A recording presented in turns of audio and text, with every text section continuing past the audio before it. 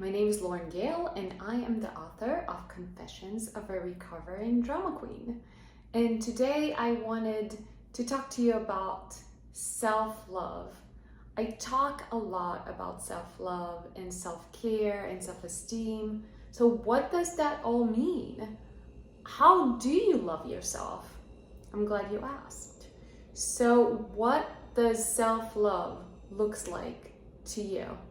First and foremost, I do want to say that I absolutely do not believe you have to love yourself first before you can be in a relationship, romantic relationship. Hey, we all work in progress and we deserve to be loved and accepted just the way we are. However, the more healed you are, the easier time you will have when in a relationship. The more self-loving, self-aware, the more self-care you practice for yourself, the easier your relationship would be. So what does self-love look like? So for me, self-love also equals self-care. How do I care for myself? And how do I show up for myself?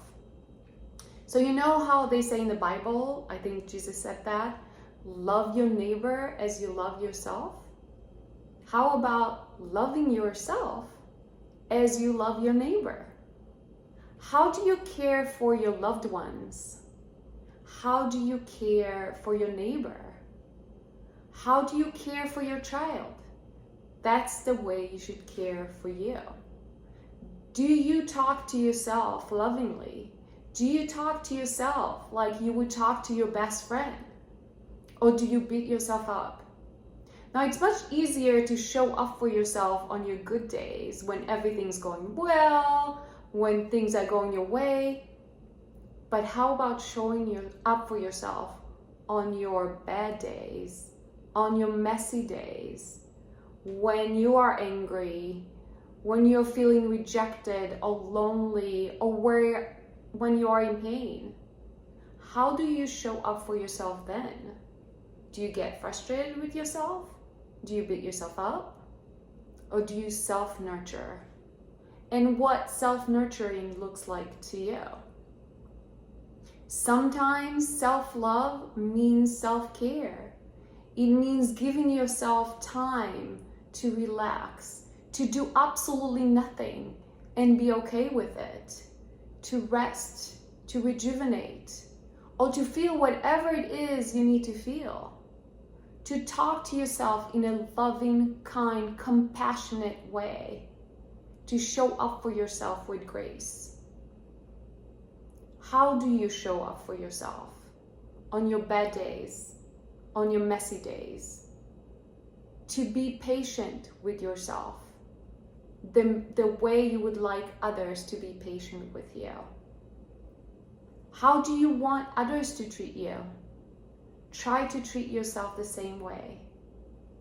Give yourself the time to rest. Give yourself time to play. What brings you joy?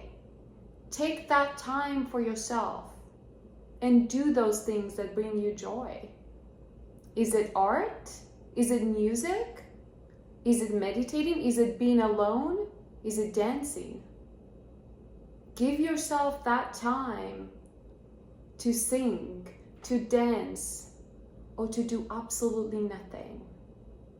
Show up for yourself the way you show up for others on your good days and on your bad days.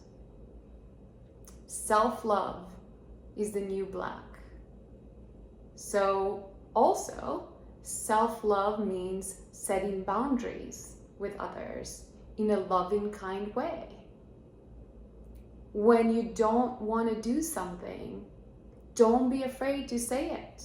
Don't be afraid to stand up for yourself. That is not only loving for yourself, that is also loving for others. And if you are afraid that people will walk away because you set boundaries, then perhaps they do not belong in your life. Love yourself the way you love others. Show up for yourself the way you show up for others. I am going to share a little example from my own life. So Saturdays, I usually crash a little. You know, my week is usually very busy, and I was exhausted yesterday, and I did absolutely nothing. And I was a little hard on myself. I was a little irritated that I was so tired, that I had no energy, and I didn't feel like I got anything accomplished. So how could I have dealt with it a little better? I could have accepted the fact that I needed one day for me, one day to do absolutely nothing.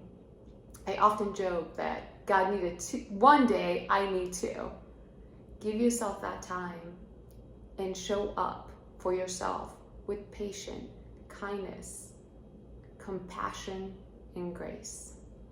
So today and every day, I hope you see the love and the light and the opportunity in every situation and in every person you encounter, including yourself.